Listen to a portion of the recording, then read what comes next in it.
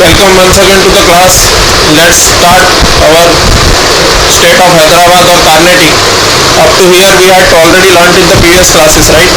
The description of Shujauddin will come in the Battle of Buxar, which we will discuss shortly. Okay, but right now we will discuss state of Hyderabad and Carnatic. So the founder of the de facto independent state of Hyderabad was Mir Kamaruddin Khan. Okay, Mir Kamaruddin Khan, or his title was Nizamul Mulk. Okay, so state of Hyderabad or Carnatic means Carnatic was considered as a part of Hyderabad only by the Nizam of Hyderabad.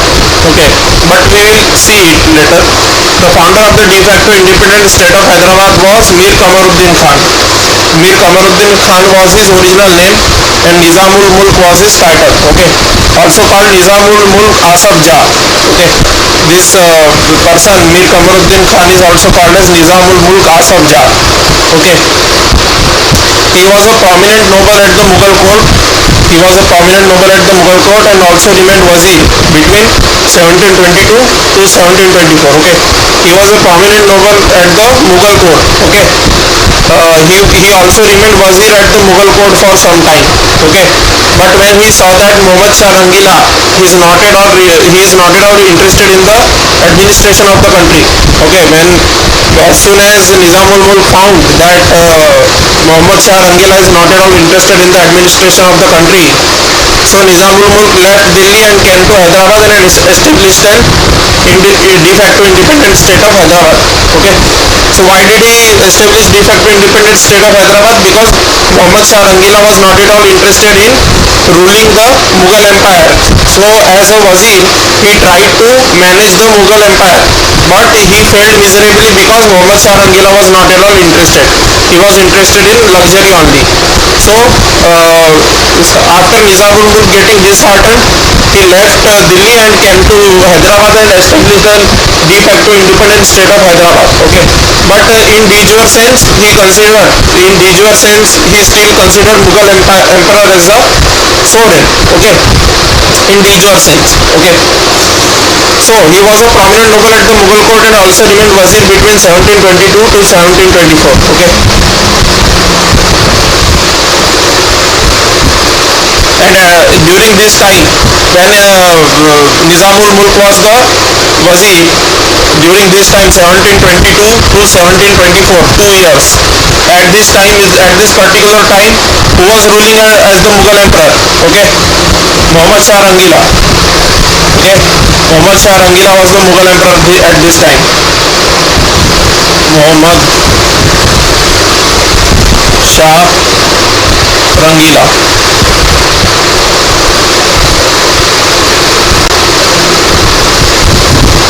He was the Mughal emperor during this time, 1722 to 24. Okay, so his wazir was Nizamul Mulk. Okay, his wazir was Nizamul Mulk.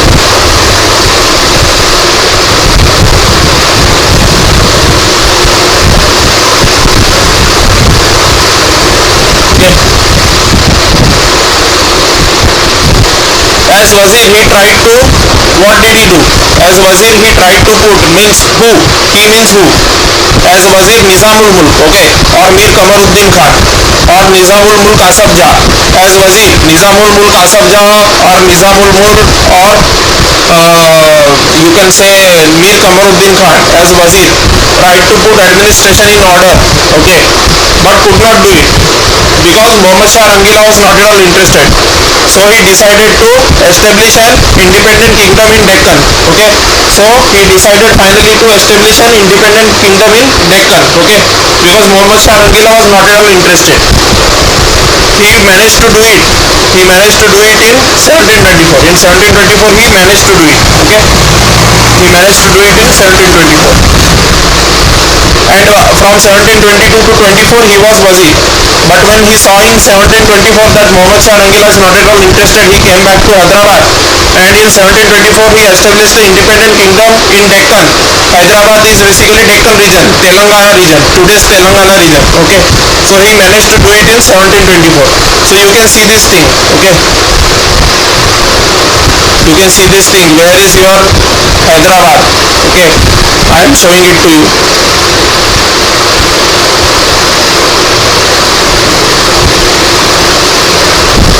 It is Deccan region. Okay,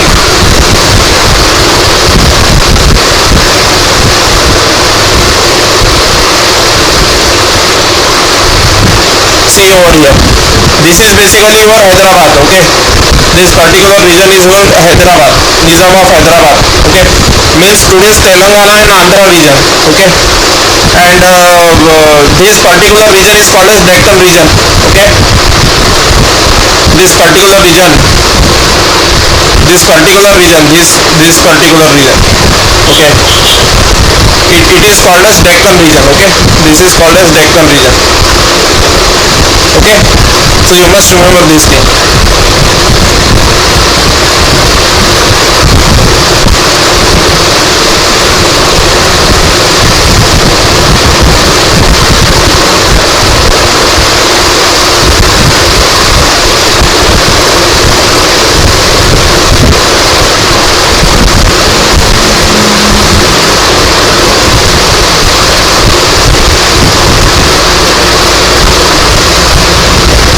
Okay, so as Wazir, he tried to put administration in order, but he could not do it. Okay, because Muhammad Shah Rangila was not at all interested. So he decided to establish an independent kingdom in Deccan. He managed to do it in 1724. Okay, now Hyderabad state founder, de facto founder. Okay, in de jure sense no one was the founder, in de facto sense there was founder.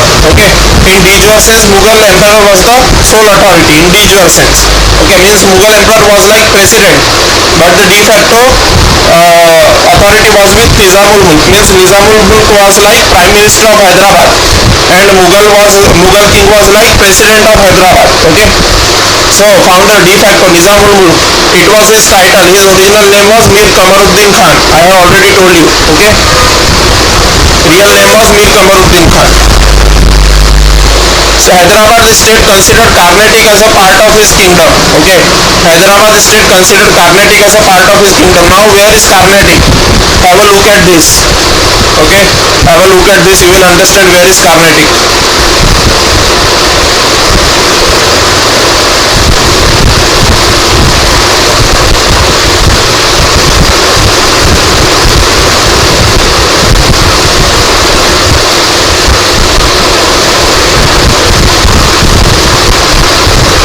See over here. This particular region is Carnatic. Okay, this particular region is basically your Carnatic. Okay, this particular region, this particular. Okay, so Nizam of Hyderabad also considered Carnatic to be under his control. Okay, actually this Nizam's territory was like this up to here. Okay, approximately, but this boundary kept on changing. Sometimes Mysore used to take over this area, sometimes Nizam used to take over this much strip from here till here. Okay, so sometimes Nizam used to take away the strip from here. Whenever he took away the strip from here, Carnatic he considered to be under his control. Okay, so he basically claimed that Carnatic under his control. Okay, it was his claim. For example, Pakistan claims that Kashmir is Pakistan's territory. Okay, Pakistan claims that Kashmir is Pakistan's territory, but India claims that Kashmir is India's territory.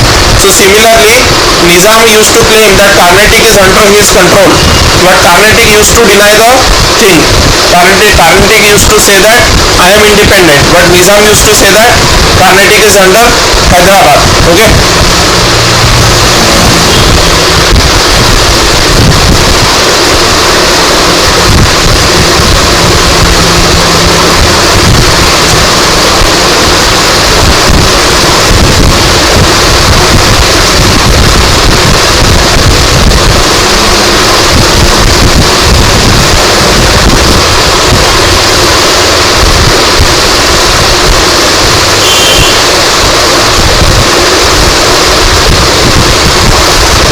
state considered Carnatic as a part of his kingdom.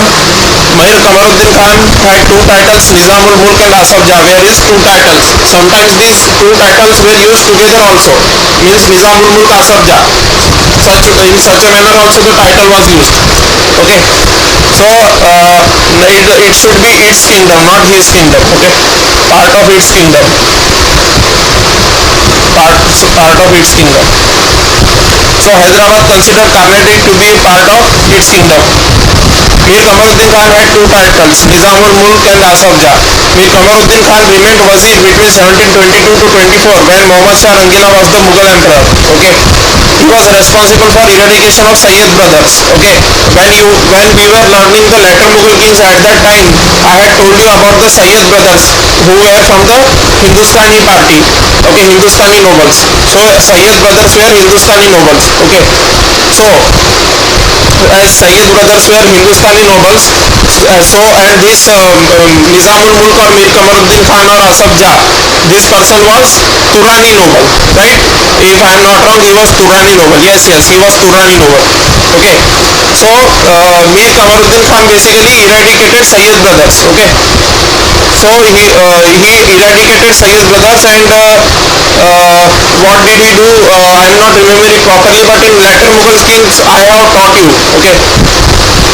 Okay, so he was responsible for the eradication of Sayyid brothers, under which later Mughal kings were Sayyid brothers killed.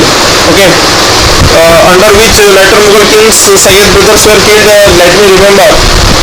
Farrukh Siyar was made Mughal emperor with the help of whom? I am not remembering it properly. Okay, leave it. Okay, but when you start later on revise the later Mughal kings now, so just remember this thing that for the eradication of Sayyid brothers we had learnt also. We had over there learnt also. Okay, it is written also over there that Nizamul Mulk was responsible for the eradication of Sayyid brothers. It is written over there in the later Mughal kings portion when we were studying it. Okay, so Mir Kamaruddin Khan remained Wazir between 1722 to 24 when Muhammad Shah Rangila was the Mughal emperor and was responsible for the eradication of Sayyid brothers. Okay, he also tried to fix things gone wrong in Mughal empire as a Wazir. What did he try to do? Mir Kamaruddin Khan tried to fix things that had gone wrong in the Mughal empire. Okay, so as a Wazir he had tried to fix the things gone wrong. But Muhammad Shah Rangila was not at all interested in the administration. He was interested in buying luxury and women. Okay, he was interested in all those vices. Okay, so he was a licentious king, Muhammad Shah Rangila. Okay, he was an incapable and licentious king. He used to play chess. He used to do all those kathak and all those stuff also. Okay, he used to dance also. Muhammad Shah Rangila was very much interested in dancing. Now this dancing was very different from the today's dancing. Today's dance which you see the item numbers on the TV. Okay, Munni Badnam and all those. Okay, so all those item numbers are basically your western what we can say western dance. Okay, but this Muhammad Shah Rangila used to dance in a classical on a classical music, classical tone. Okay, and Indian music. Okay, so he has great contribution towards the art and culture. Okay, but he was a very incapable ruler, but has a contribution towards the art and culture field. Okay, so he also tried to fix things. Mir Kamaruddin Khan tried to fix things gone wrong in Mughal empire as a Wazir. Very capable man and discipline loving man. Okay, he was a very capable man and also he loved discipline very much. Other courtiers means other darbaris. Okay, other courtiers, what does it mean by courtiers? Courtiers means darbari. So other darbaris or courtiers became very unhappy of him. They were very jealous of him. Okay, for example, many darbaris or courtiers were jealous with Birbal also. Okay, during the reign of Akbar, there was Birbal, right? So Birbal's original name was Mohandas, if I am not wrong. Okay, if I am not wrong, Birbal's original name was Mohandas. So Akbar liked Birbal very much.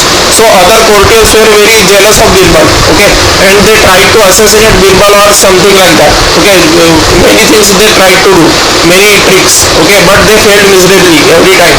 Okay, so similarly, for example, like the courtiers were jealous with Birbal. Similarly,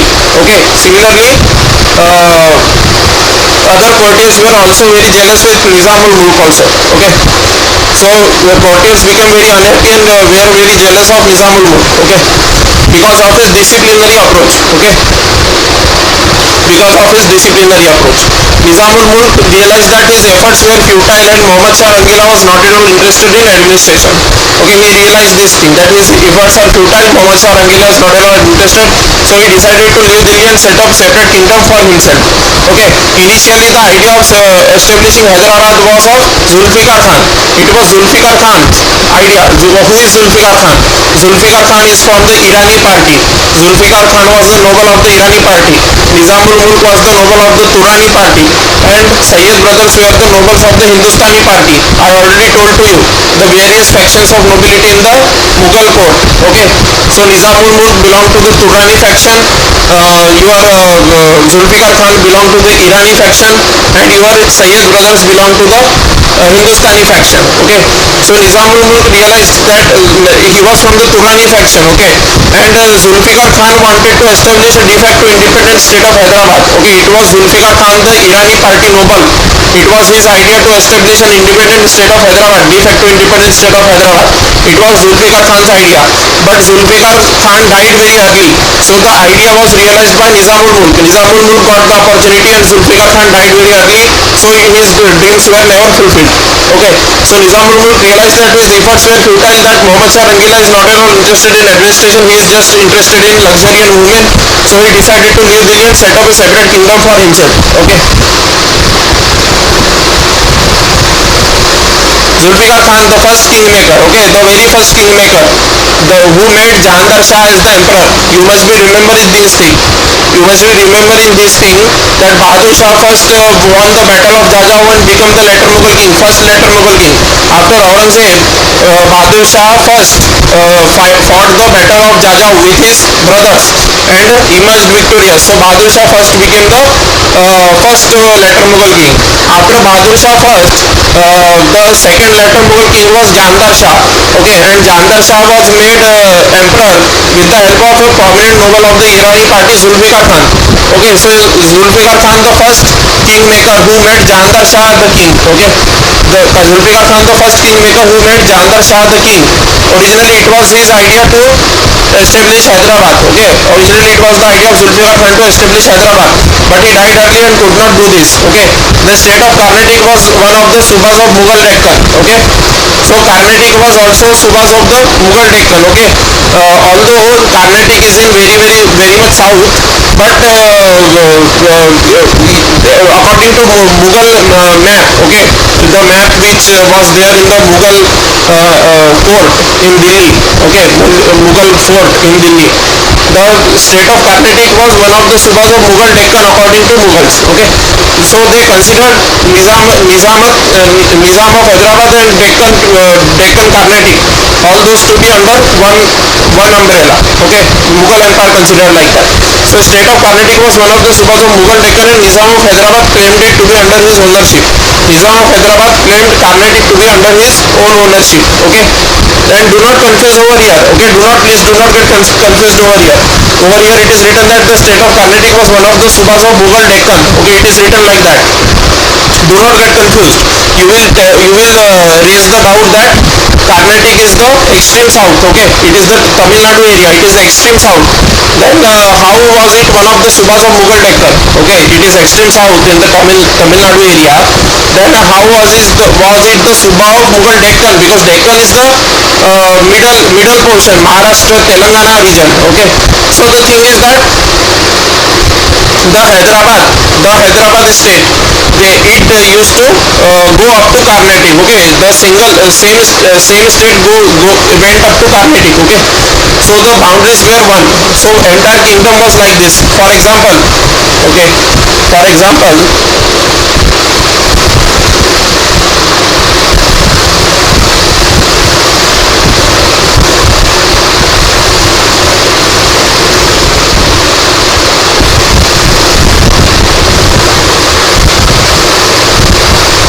let me show it to you properly. Okay,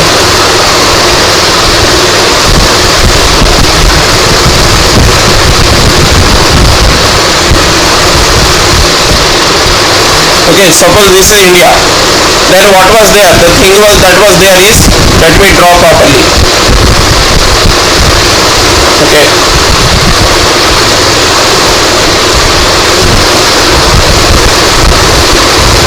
The Hyderabad state was like this. Okay. The Hyderabad state was almost like this. Okay. It was like this. Okay, so that's why this particular area is Deccan area, right? This particular area is Deccan area. Okay, and this is Carnatic area. So it was one state, one complete state. Okay, so that's why state of Carnatic, this was Carnatic region, right? So that's why state of Carnatic was one of the Subhas of Mughal Deccan, because this complete area lied in the Mughal Deccan. Okay, that's why. So do not get confused. Okay, state of Carnatic was one of the Subhas of Mughal Deccan, and Nizam of Hyderabad claimed it to be under his ownership. Okay, this Carnatic claimed that I am independent, but Nizam of Hyderabad claimed that it is under Carnatic. Okay.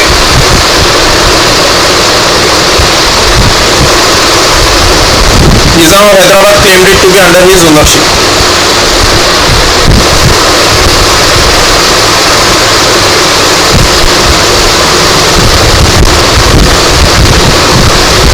Nizam of Hyderabad claimed it to be under his ownership. Okay.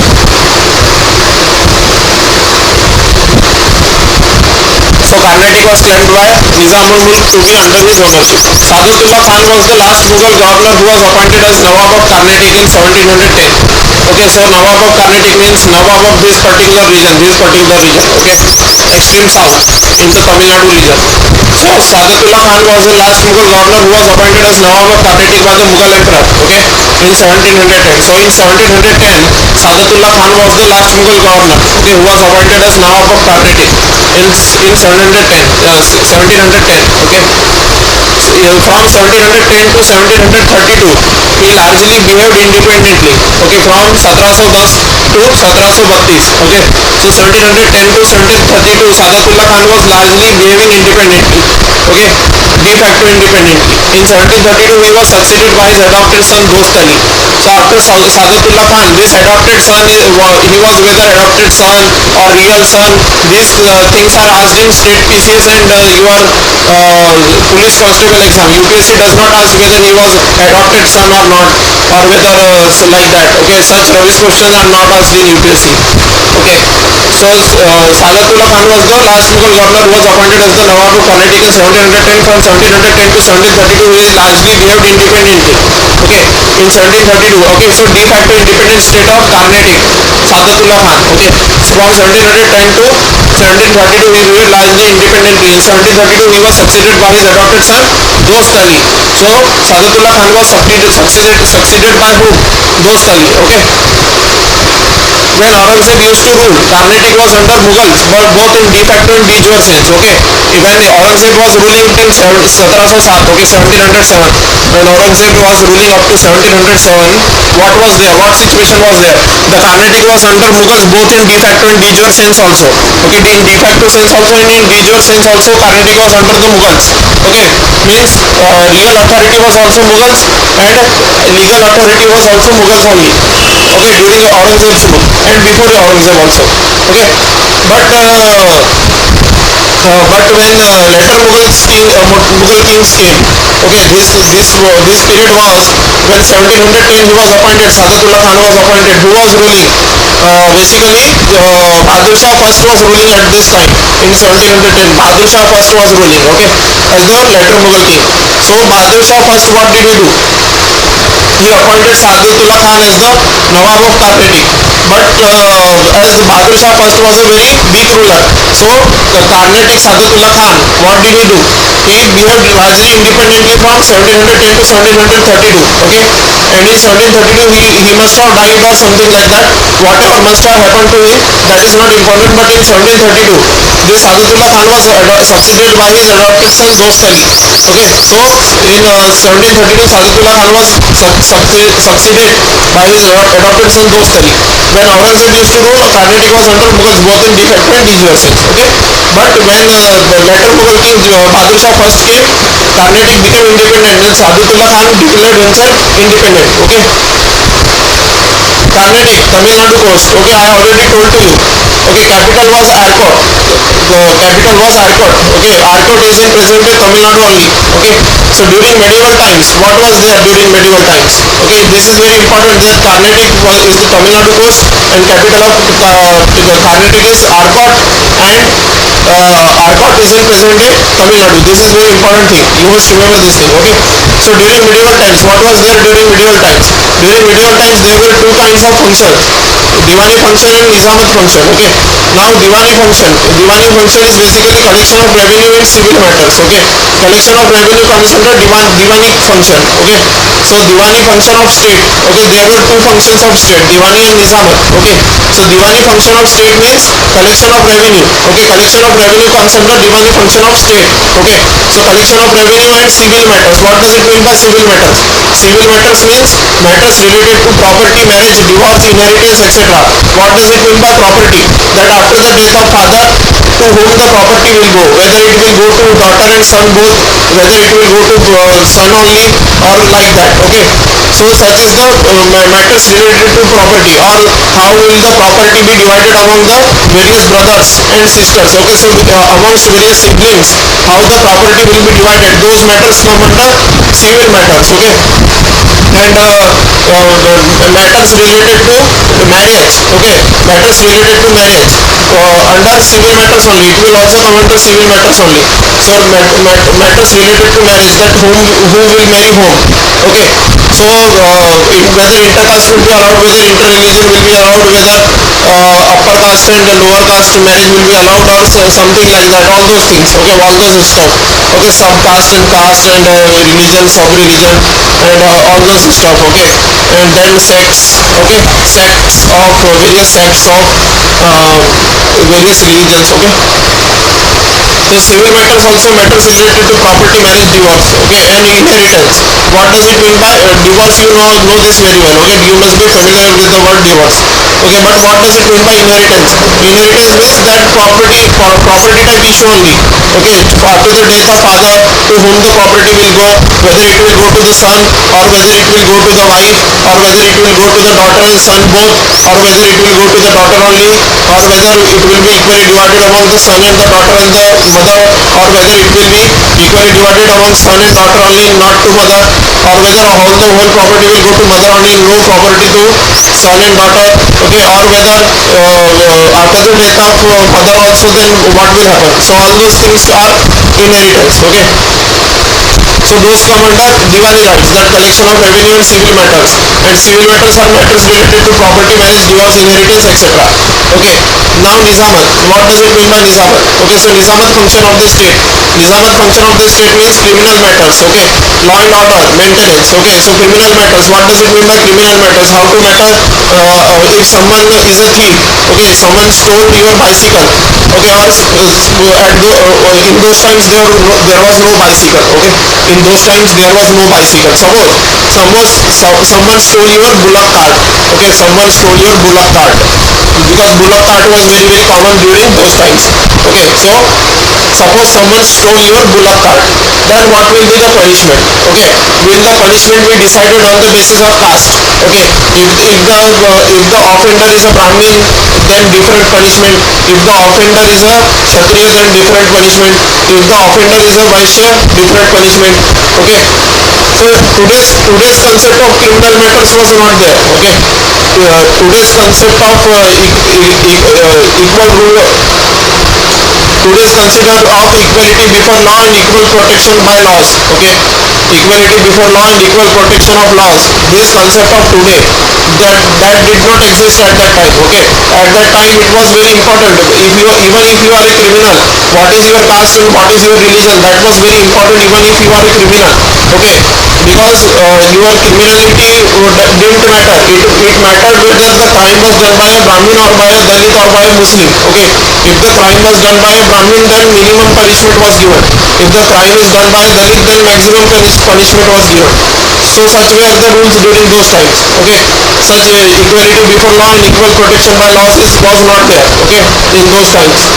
Okay, but nowadays in India also equality before law and equal protection of laws has been violated several times. Okay, it has been violated several times after 1947. Several times after 1947. But still this system, okay, this present system is still a little bit better only with the past system. Okay, at least in theoretical terms we have equality. Okay, at least in theoretical terms. Okay, whether it exists in practical terms or not, that is not important, but at least in theoretical terms we have equality. Okay, although in practical terms we not may yet have the equality in practical terms, but in theoretical terms we have equality. Okay, on paper. Okay, so Nizamat means criminal matters related to law and order maintenance. Okay, Nizamat means criminal matters and law and order maintenance. What does it mean by law and order maintenance? How will the police act and all those things? In those times the police was very different. Nobles used to be the police. Okay, and police used to abuse power, and nowadays also the police is abusing power. So India has not yet come out of the say feudal or semi-feudal mindset. Okay, India is still yet to come out of the semi-feudal or feudal mindset which it has got from the past, ancient past. Okay, right from the Vedic period, India has got a feudal and semi-feudal mindset. That mindset is yet to be gone even in 2023. Okay, so that's the thing. So Nizamat, criminal matters, law and order maintenance. Okay, that is Nizamat during medieval times. Okay.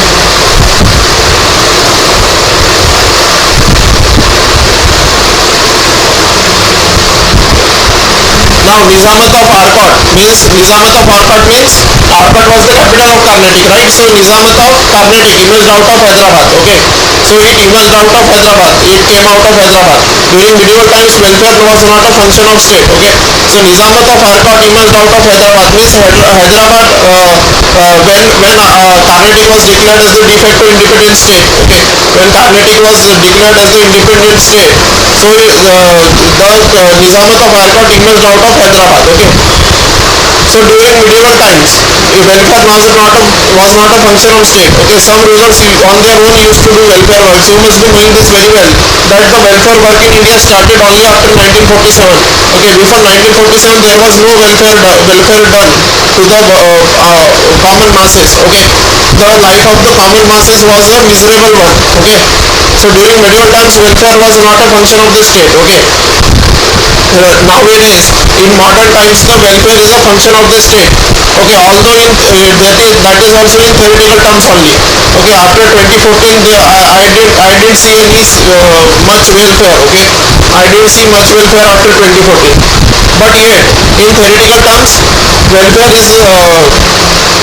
welfare was not a function of state in the ancient times.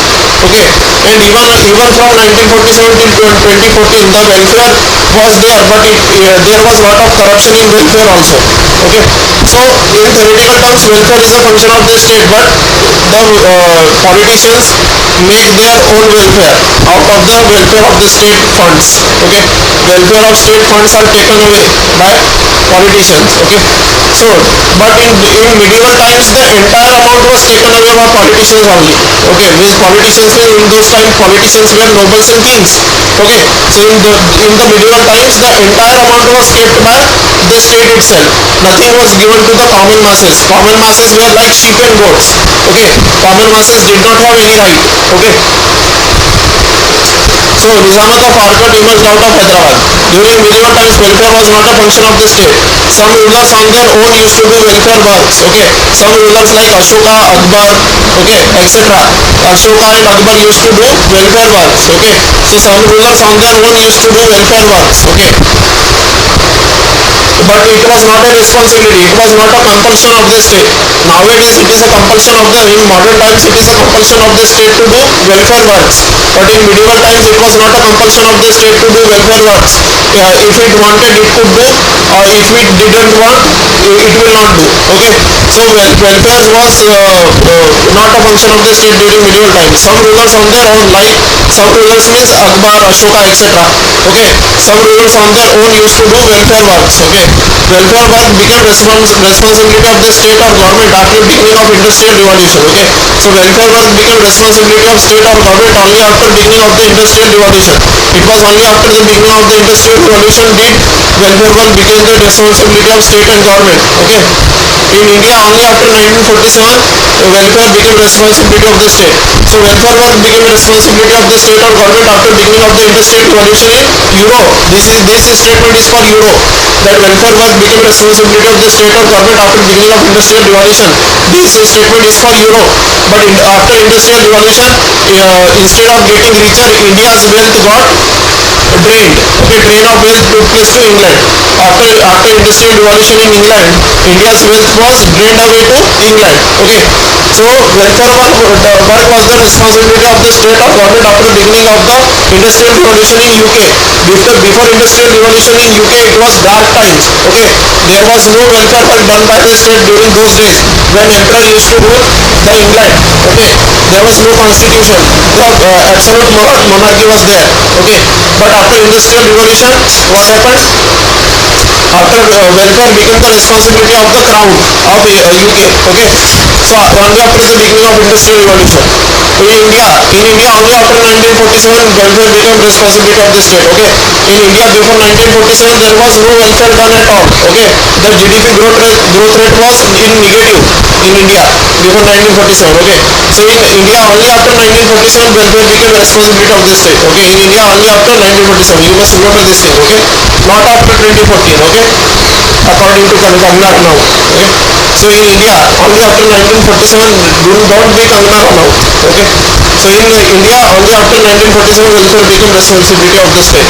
Okay, some rulers like Akbar, Ashoka, etc. used to do welfare works on their own. It was not responsibility. Okay, it was not responsibility. It was their discretion whether to do welfare work or not. It was the discretion of the ruler. Okay, so some rulers like Akbar, Ashoka, etc. used to do welfare works on their own. Okay, because their mind thought so. They did welfare works because they wanted to do. They wanted to serve the country. That's why they did welfare works. But it was not compulsion. It was not responsibility of the state. Okay, today it is the responsibility of the state. Okay, so today's times are very much different. Okay, 1710 Mughal ruler was Bahadur Shah first. Hyderabad emerged in 1724. This you must remember. Okay, in 1710 Mughal ruler was Bahadur Shah first. Okay, and Hyderabad emerged in 1724. So from the clutches of the Mughal emperor, Nizamul Mulk freed Hyderabad in the year 1724. 1710 to 1732 Sadullah Khan was alive. Okay, during this period 1710 to 1732 Sadullah Khan was alive. Okay, up to this time he behaved in a de facto independent manner. Okay, who was Sadullah Khan? Sadullah Khan was the founder of de facto independent state of Carnatic. Okay, Sadullah Khan was the founder of de facto independent state of Carnatic. Okay, so 1710 to 1732 Sadullah Khan was alive. Okay, up to this time he behaved in a de facto independent manner. Okay, up to this time Sadullah Khan behaved in a de facto independent manner. Okay, Nizamul Mulk did not interfere much during this time. During 1700 to 1732, 1710 to 1732, Nizamul Mulk did not interfere much during this time. 1710 to 1732, Nizamul Mulk did not interfere much in Carnatic. Okay, Nizamul Mulk did not interfere much in Carnatic during 1710 to 1732. Okay, because Sadullah Khan was appointed by Mughal king. Okay, Nizamul Mulk claimed that it was a part of his territory. Okay, Nizamul Mulk later on claimed that after the death of Sadullah Khan, Nizamul Mulk will take away Carnatic. Okay, after the death of Sadullah Khan, Nizamul Mulk will take away Carnatic under him. Okay, so because Sadullah Khan was appointed by Mughal king. Okay, so that's why Nizamul Mulk did not interfere much during this time, 1710 to 1732. So he let remain Sadullah Khan as de facto independent. So Nizamul Mulk did not interfere much as long as Sadullah Khan was alive. Okay, Nizamul Mulk claimed that it was a part of his territory. Nizamul Mulk, what did he claim? He claimed that Carnatic was a part of his territory, but after the death of Sadullah Khan. Okay, after the death of Sadullah Khan, Nizamul Mulk directly started interfering with the internal matters of Carnatic. Okay, so after the death of Sadullah Khan in Carnatic, the successors after Sadullah Khan must not have been very much efficient. Okay, the successors of Carnatic after Sadullah Khan must not have been very much efficient. Okay, so that's why Nizamul Mulk started interfering with internal matters of Carnatic. Okay, so after the death of Sadullah Khan, Nizamul Mulk directly started interfering with internal matters of Carnatic. Okay, so after the death of Sadullah Khan, Nizamul Mulk directly started interfering with internal matters of Carnatic. Hyderabad started appointing Nawabs in Carnatic. Okay, and the Mughal authority was already weak. So Nizamul Mulk took the full advantage because the Mughal authority was already weak. So as the Mughal authority was already weak, the Mughal king did not say anything, even if Nizamul Mulk was doing his own whatever comes to his mind. Okay, still he was able to do it. Okay, Nizamul Mulk was able to interfere in Carnatic only because Mughal king was very weak. Okay, Nizamul Mulk was able to interfere in the politics of Carnatic. Nizamul Mulk, the Hyderabad Nizam, was able to interfere in the politics of Carnatic. Why? Because Mughal emperor was very weak. Okay, Hyderabad started appointing Nawabs in Carnatic after this. Okay, Hyderabad started appointing Nawabs in Carnatic. Now the state of Mysore. Okay, we will do it in the next class. Okay, yes, so let's start with our state of Mysore. Okay, so Hyderabad started appointing Nawabs in Carnatic.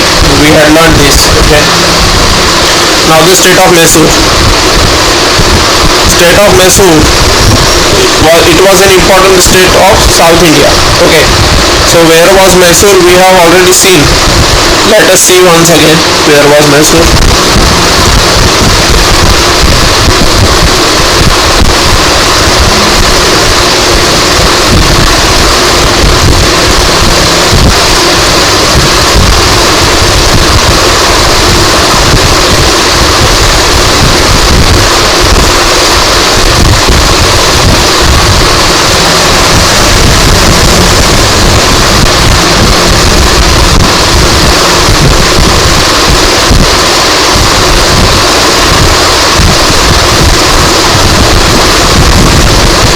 See, this was Mysore. Okay, this particular region.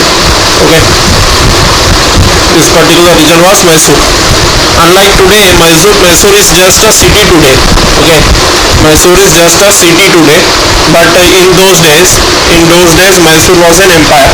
Okay, similarly, Hyderabad is just a city today, but in those days, Hyderabad was a state.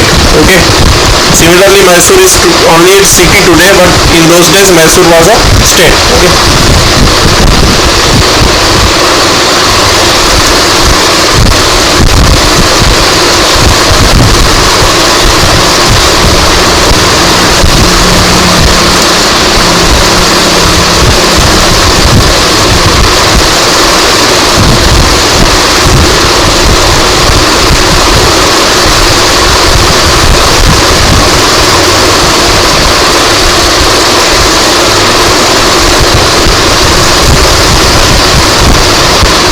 So,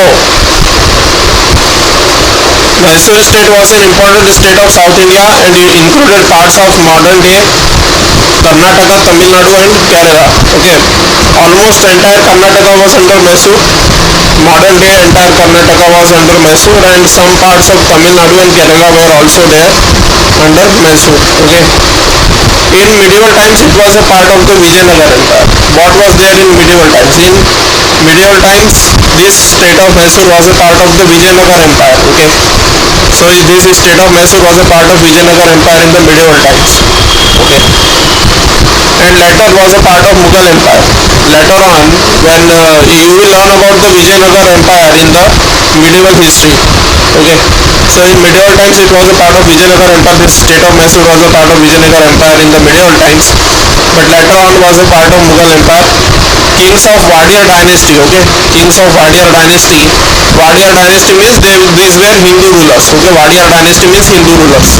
So kings of Wadiyar dynasty were the rulers of Mysore since 1399. Okay, kings of Wadiyar dynasty were the rulers of Mysore since 1399.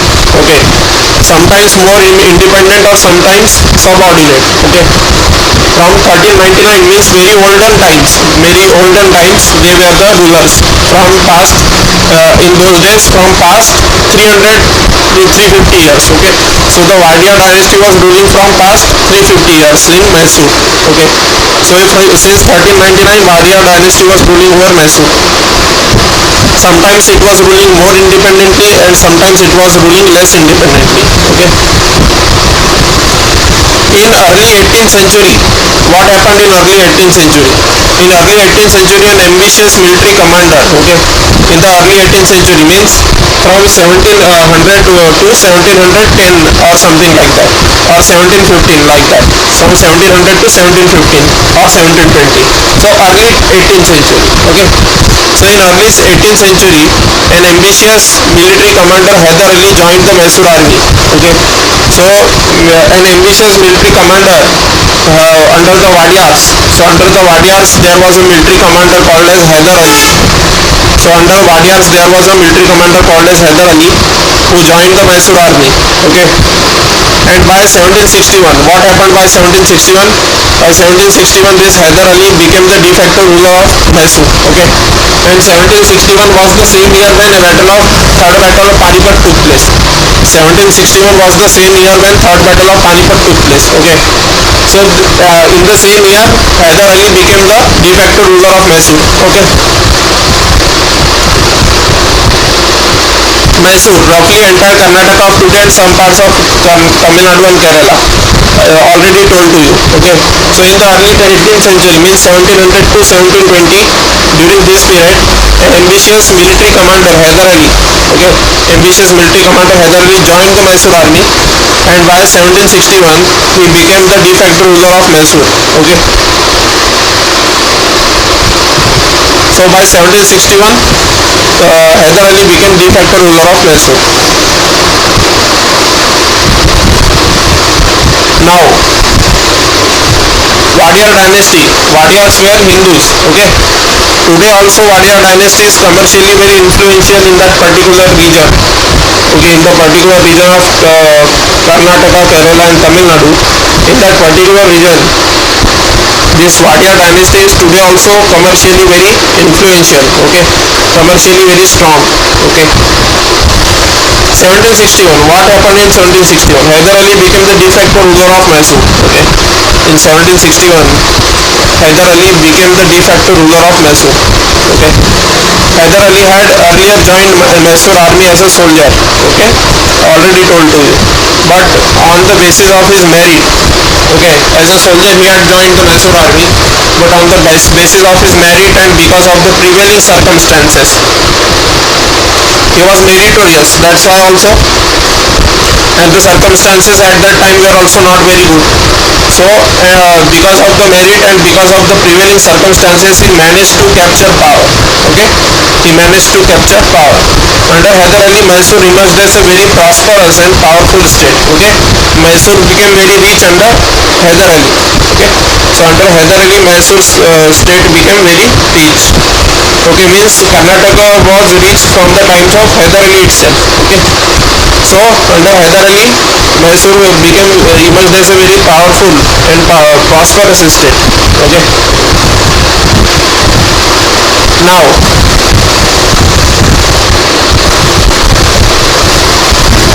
powerful and prosperous state. Okay, now I will write something, you also note it down in your notebook. Okay, powerful and prosperous and powerful state. Now the son of Hyder Ali, let's write over here. Okay, let's write son of Hyder Ali. Who was the son of Hyder Ali? Tipu Sultan. Okay, Tipu Sultan was the son of Sultan. Tipu Sultan was the son of Hyder Ali. Okay. Now Tipu Sultan declared himself as a Nawab. Okay. Sorry, Sultan. So Tipu Sultan declared. Sultan was a title. Okay. Before after Badshah, second most powerful title was Sultan, I think. I don't remember properly, but Sultan was a powerful title. Or okay, Sultan means I am just Mughal Emperor is the Badshah. Mughal Emperor is the Badshah, and I am just next to him. Okay, I am second number from Mughal Emperor. Means Mughal Emperor is the Badshah, and I am Sultan. I am number two after Mughal Emperor. That was the meaning of that Sultan. Okay, so Tipu Sultan declared himself as Sultan. Declared himself as Sultan.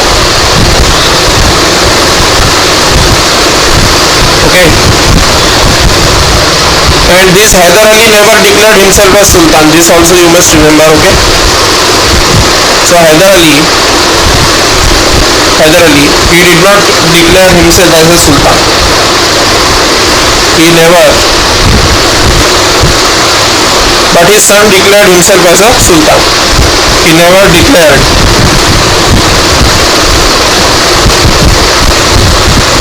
He never declared himself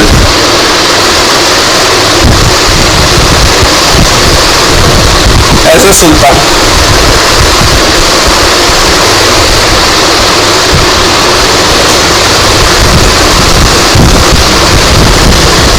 Okay.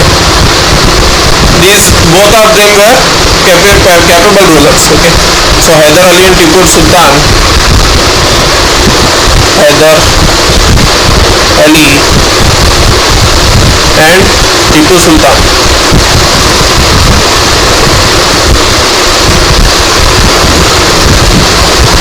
Were capable rulers.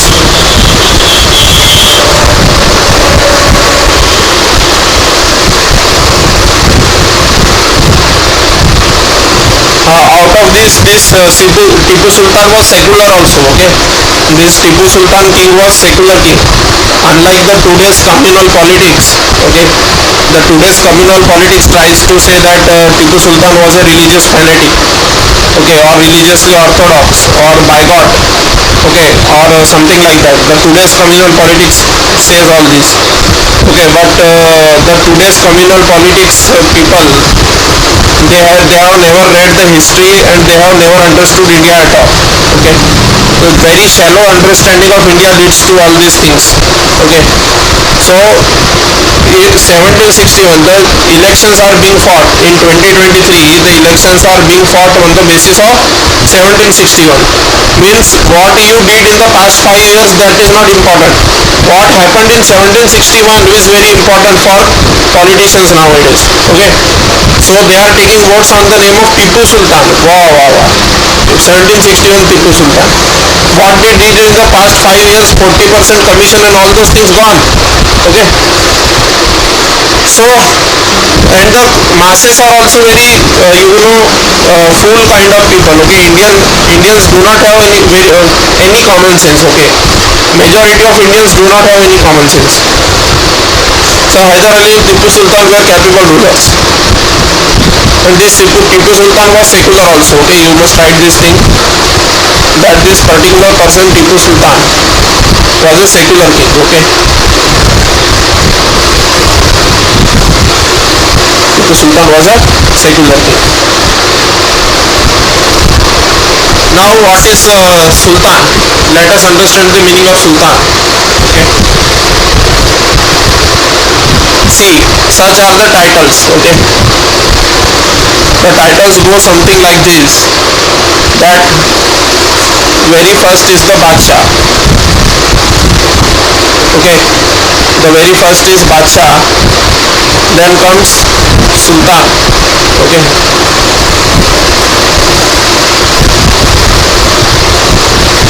then comes Nawab. Okay,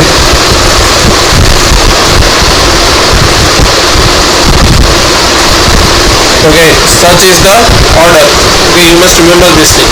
So this Badshah title was there with, Nawab title was with Bengal kings. Okay, Bengal kings and Awadh kings also. Okay, Awadh kings and Bengal kings had this title of Nawab. Okay, but Sultan title was there with Tipu Sultan. Okay, Tipu, and Badshah was Mughal emperor. Okay, Badshah was who? Badshah was Mughal emperor. Okay, Badshah was Mughal emperor.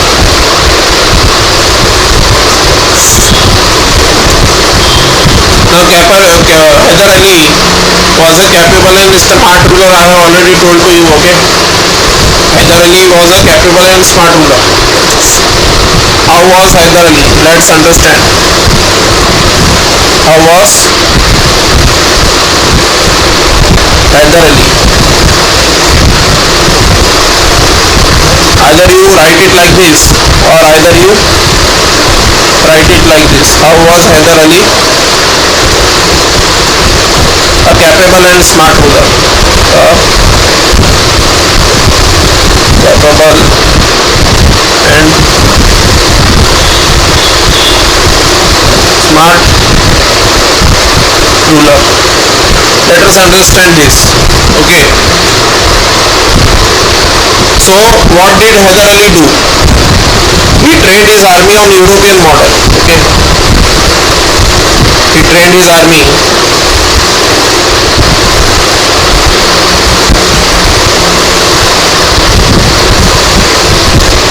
Hyder Ali trained his army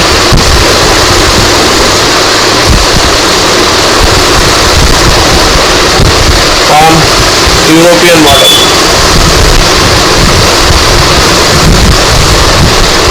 On European model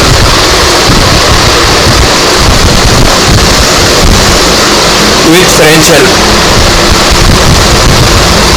Okay.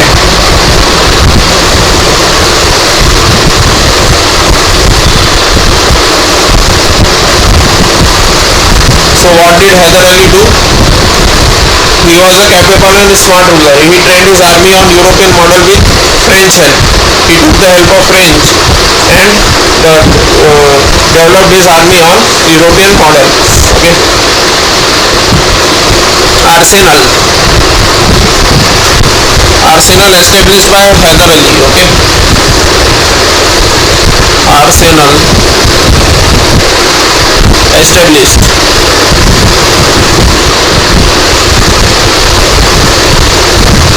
Arsenal established by Hyder Ali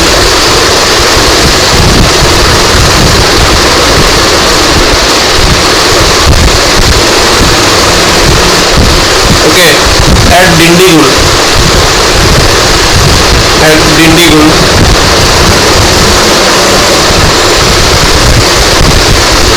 Dindigul is in present day Tamil Nadu. Okay, present day Tamil Nadu is there is Dindigul place in present day Tamil Nadu. So Arsenal was established by Hyder Ali at Dindigul. Okay.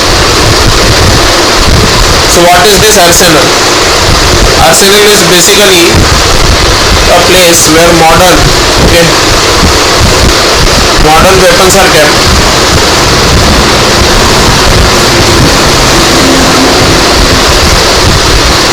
Modern weapons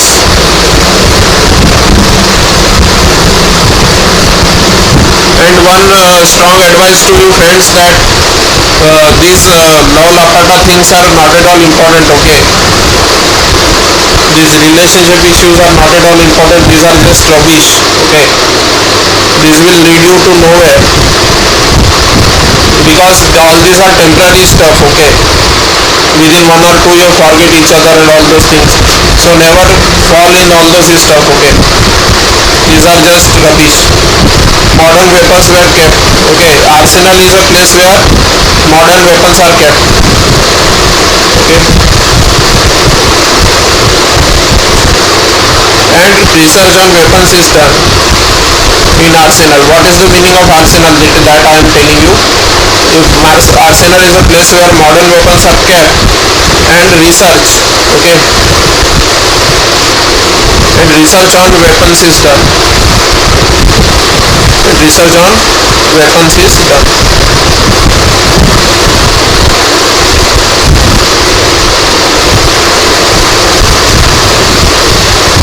Arsenal is a place where modern weapons are kept and research on weapons is done. Masurian rockets. Now understand this thing. Okay.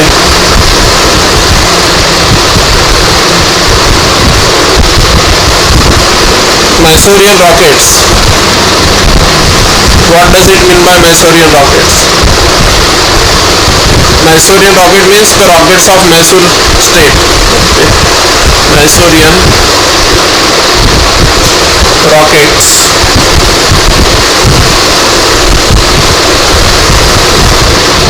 Were technologically, okay, because they were developed by Europeans, okay, that's why.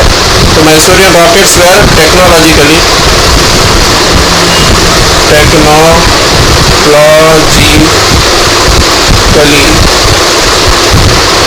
more advanced,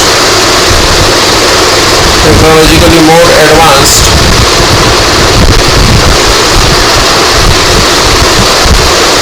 than the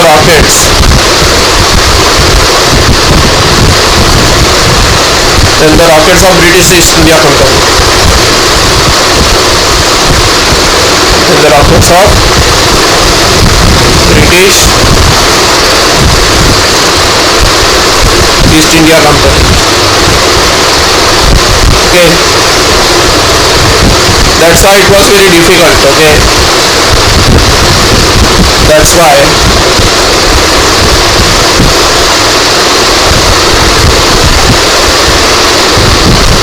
it was very difficult for Britishers. So Masurian rockets, that is Hyder Ali's rockets, were technologically more advanced than the rockets of British East India Company. That's why it was very difficult.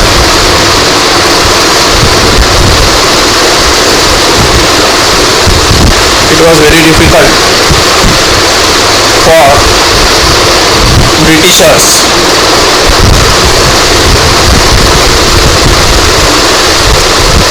it was very difficult for Britishers to defeat, okay,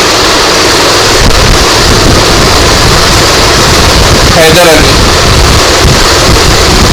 as Masurian rockets were very advanced. So that's why it was very difficult for Britishers to defeat Hyder Ali. They gave a tough challenge, okay. Hyder Ali and Tipu Sultan. Hyder Ali and Tipu Sultan.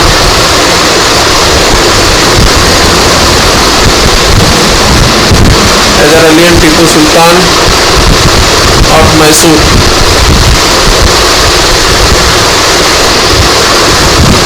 Gave a tough challenge. Gave a tough challenge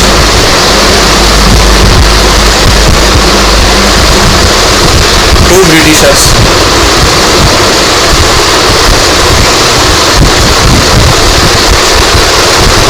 So Hyder Ali and Tipu Sultan of Mysore gave a tough challenge to Britishers because Masurian rockets were technologically very much advanced as compared to rockets of British East India Company. That's why it was very difficult for Britishers to defeat Hyder Ali, and Hyder Ali and Tipu Sultan that's why gave a very tough challenge to the Britishers. Okay.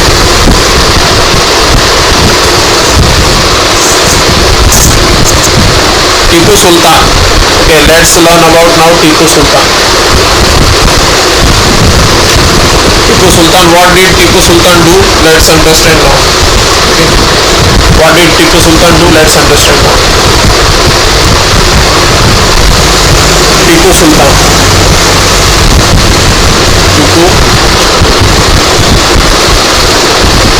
Tipu Sultan. Okay. He established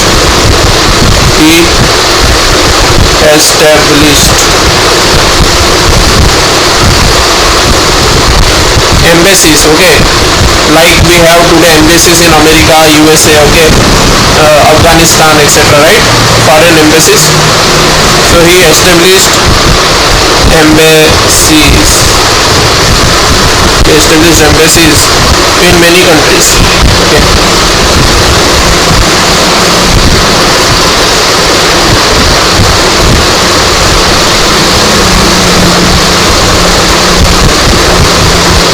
Tipu Sultan established embassies in many countries, okay, on modern lines, modern embassies, okay,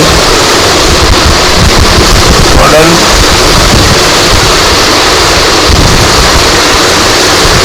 he established embassies in many countries, that is modern embassies. Many countries like, okay, many countries like Mauritius.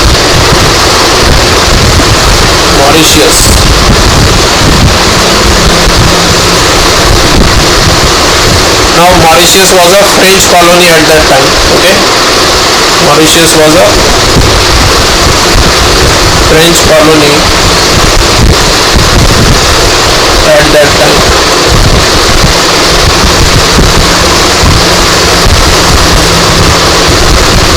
So Tipu Sultan established embassies in many countries, modern line embassies, embassies on modern lines, like Mauritius, which was a French colony at that time, Persia, okay, Afghanistan,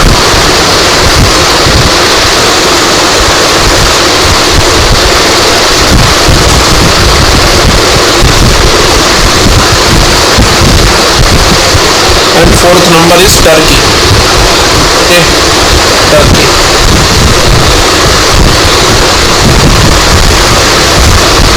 So Tipu Sultan established embassies in many countries, modern embassies in many countries like Mauritius, which was French colony at that time, Persia, Afghanistan and Turkey, okay.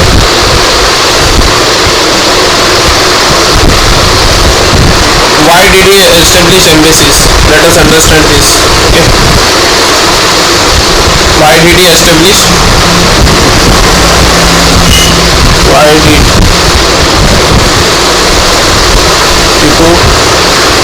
Tipu Sultan establish embassies?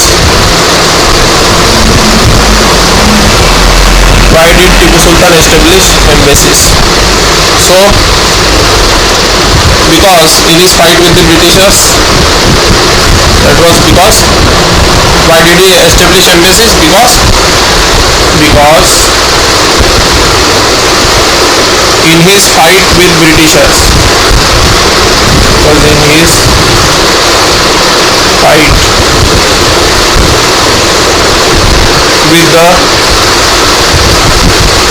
fight with the Britishers,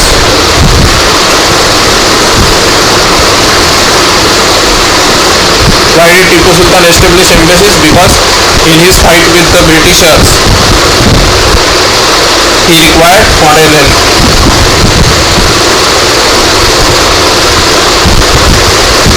Because in his fight with the Britishers, he required foreign help.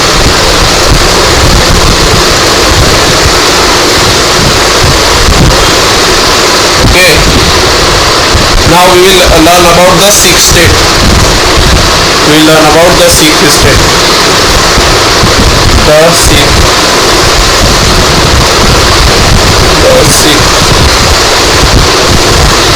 state. Okay.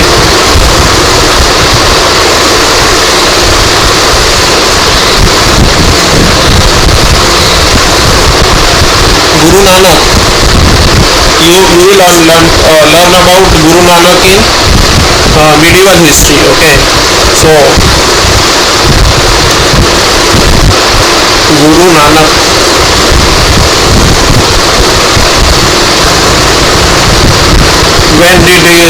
When was he?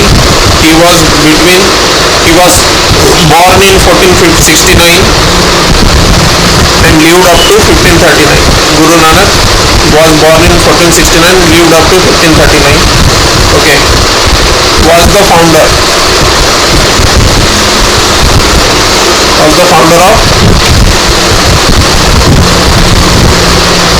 Sikhism. Okay.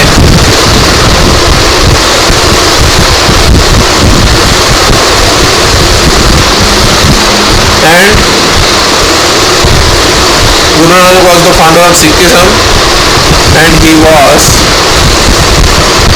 the first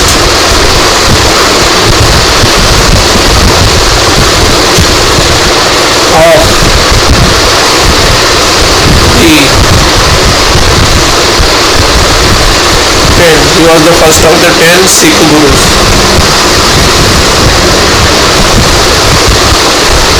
Guru Nanak 1469 to 1539 was the founder of Sikhism and he was the first of the 10 Sikh Gurus. Okay, so let's see over here. Sikhs became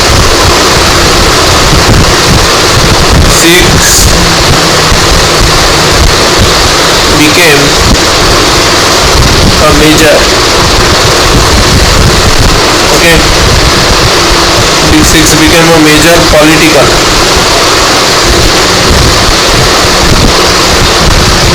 and military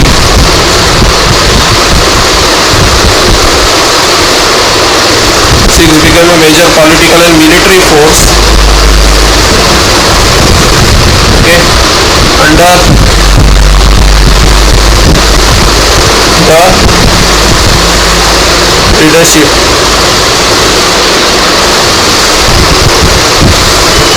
of the 10th Guru. Okay, we had learnt that the 10th Guru Gobind Singh, okay, 10th Guru Gobind Singh, what did he do?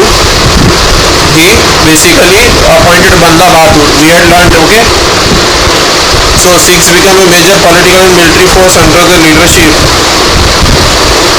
of the 10th Guru.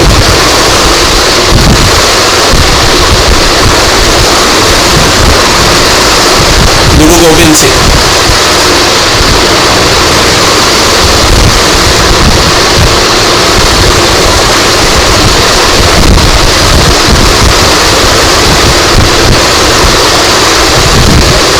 Sikhs became a major political and military force under the leadership of the 10th Guru, Guru Gobind Singh, who ruled from 1666 till 1708. Okay.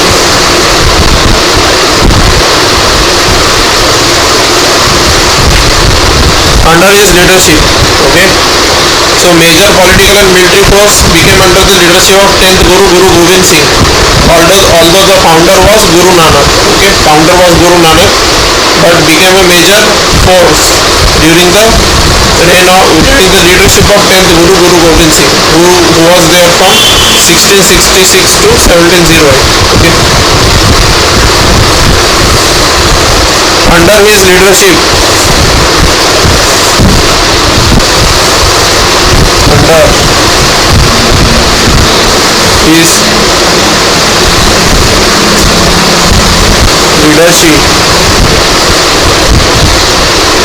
Sikh gave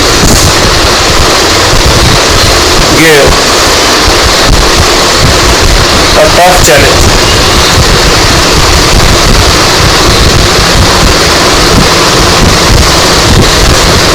under his leadership. Sikhs gave a tough challenge to Mughals. Okay.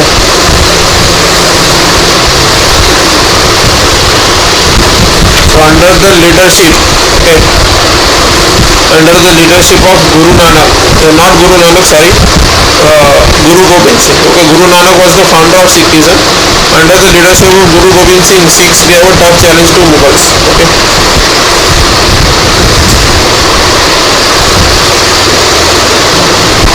After his demise, after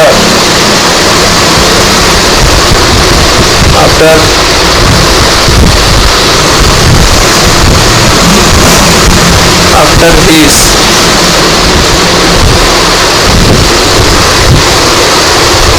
demise,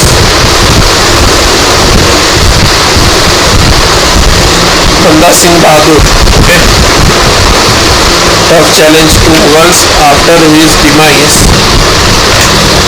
After the demise of whom? After the demise of Guru Gobind Singh, okay. After the demise of Guru Gobind Singh, Banda Singh Bahadur, okay. After his demise,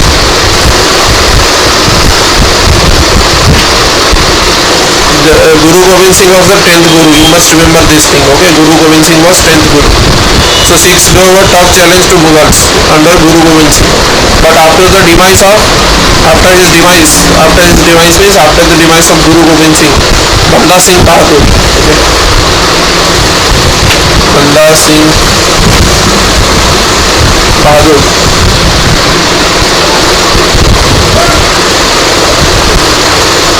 continued the struggle against Mughals. Okay.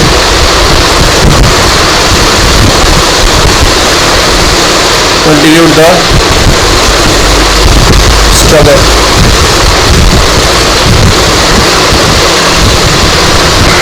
Continued the struggle against Mughals.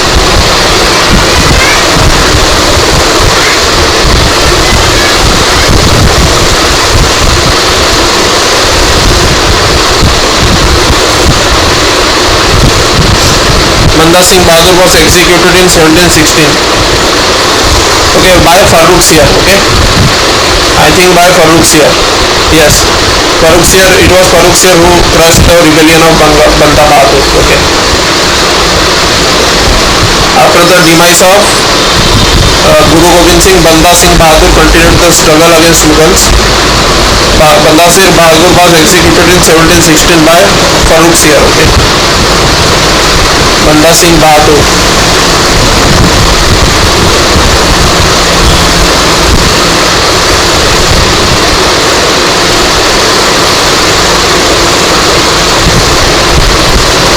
Banda Singh Bahadur was executed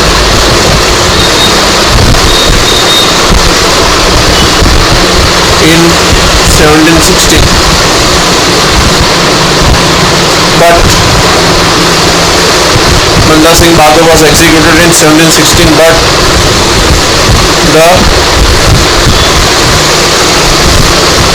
the revolt of Sikhs.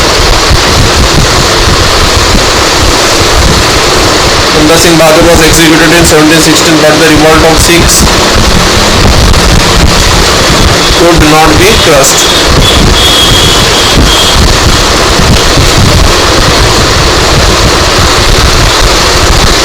Okay, so who executed Banda Bahadur? When we were learning later Mughal kings, I had told you that Farrukhsiyar basically executed Banda Singh Bahadur. If I am not wrong, it is Farrukhsiyar only. Okay. The revolt of Sikhs could not be crushed. So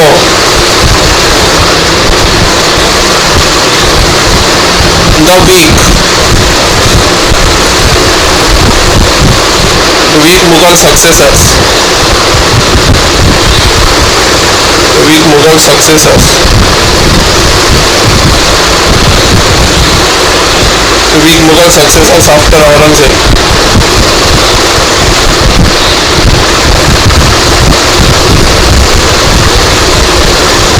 Okay, means he is talking about later Mughal kings. The weak Mughal successors after Aurangzeb and the invasions.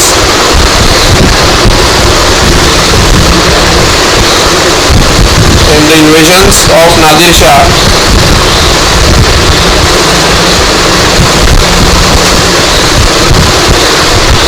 and Ahmad Shah Abdali.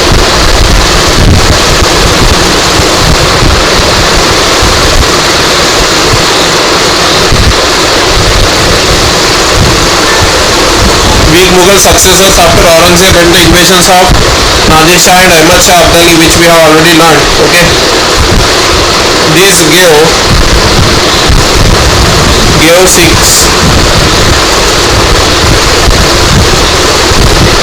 Sikhs the opportunity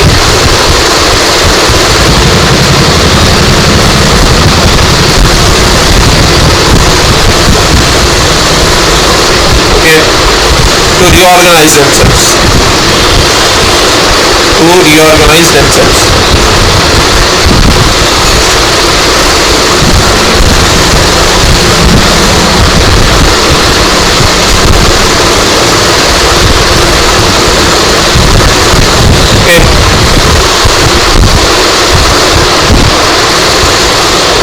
Weak Mughal successors after Aurangzeb and the invasions of Nadir Shah and Ahmad Shah Abdali gave Sikhs the opportunity to reorganize themselves. Okay, to reorganize themselves.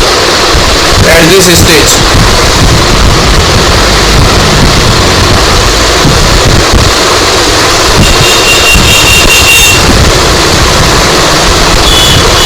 Sikhs organized themselves. Sikhs organized. Okay, sorry, just a second.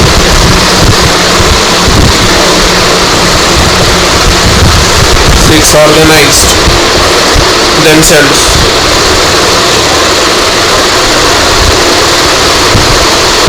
into 12 principalities.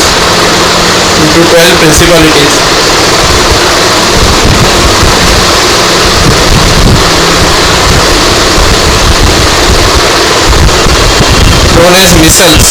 Okay, known as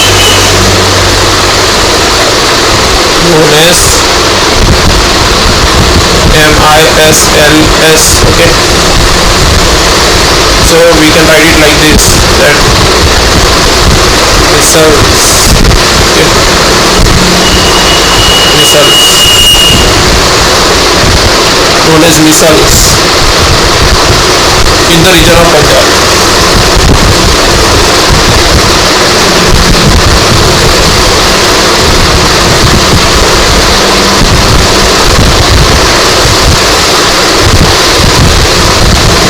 So what was there?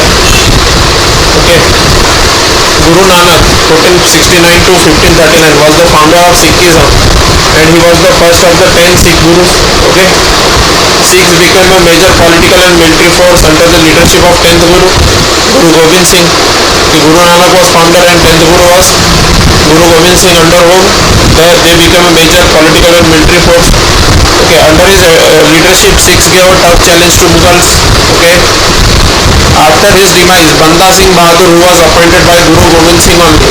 Okay, so after his demise, Banda Singh Bahadur continued the struggle against Mughals. Okay, Banda Singh Bahadur was executed in 1716, but the revolt of Sikhs could not be crushed. Okay, so Banda Singh Bahadur was executed by Farrukh Siyar.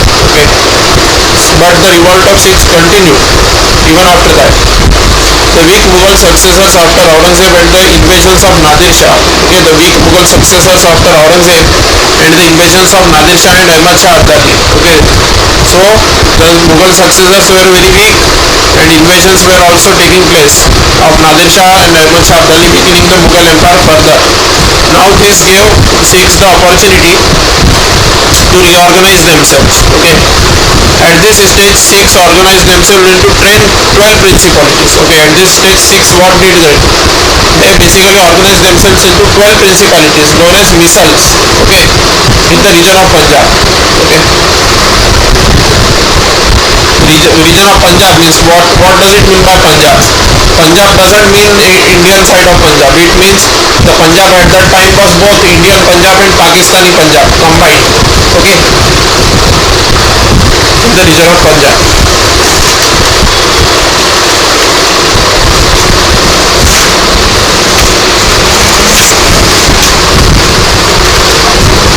The great Sikh leaders Maharaja Ranjit Singh. Okay, the great Sikh leaders. What did the great Sikh leaders do? Let us see now. Maharaja Ranjit Singh, what did he do? The great Sikh leaders.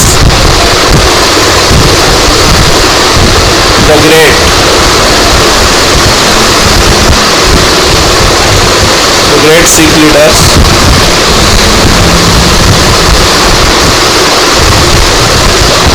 Maharaja Ranjit Singh.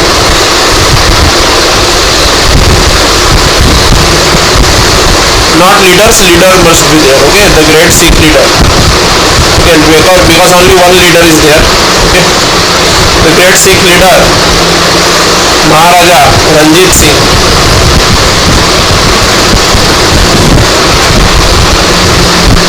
The great Sikh leader Maharaja Ranjit Singh unified. Okay, unified these 12 misls, these 12 principalities which were known as misls. Okay, so great Sikh leader Maharaja Ranjit Singh unified these 12 misls and founded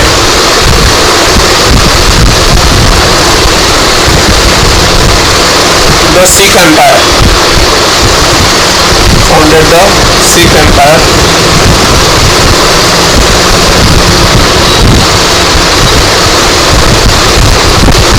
Founded the Sikh Empire, which before his death, okay, which before his death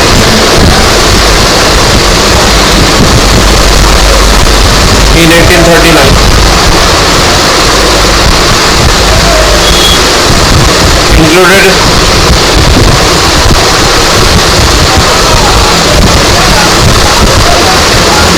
included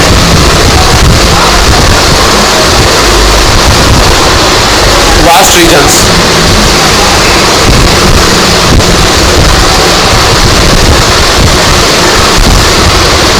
northwestern Indian subcontinent.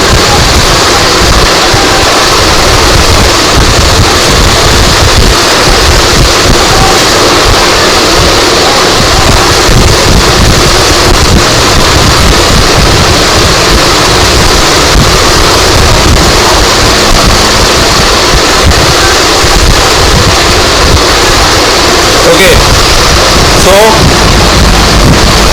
at this stage Sikhs organized themselves into 12 principalities which were known as misls. The great Sikh leader Maharaja Ranjit Singh unified these 12 misls and founded the Sikh Empire, okay, which before the death of Maharaja Ranjit Singh in 1839 included very vast regions of northwestern Indian subcontinent. Okay, now what is this northwest area? You must understand this thing. Let us show on the map. Okay, northwest Indian subcontinent means which area basically? Okay, so let's see.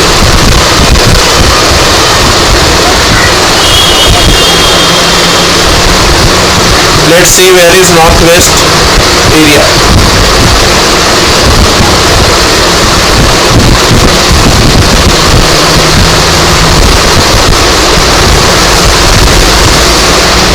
See, this is your Sikhs area. Okay, this is the area. Blue area is of Sikhs. This blue area is of Sikhs. Okay, this blue area is of Sikhs. So this is northwest part. Why it is northwest part? Because directions are like this, right? Directions are like this: north, south, east and west. So northwest area is that of Sikhs. Okay.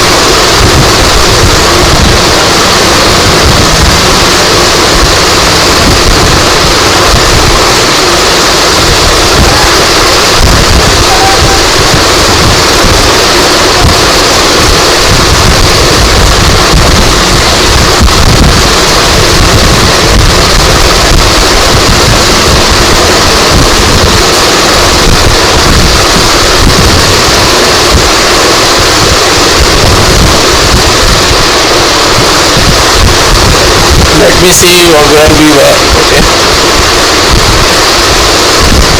Oh yes. The great Sikh leader Maharaja Ranjit Singh unified these 12 misls and founded the Sikh Empire, which before his death in 1839 included vast regions of northwestern Indian subcontinent. Okay. Now we will learn about some of the important conquests made by Maharaja Ranjit Singh. Okay, we will learn about that after some time. Okay, let me have some water, then we will learn about some of the important conquests of Maharaja Ranjit Singh. Okay, we will learn about that, but just after some time. Okay, just a minute.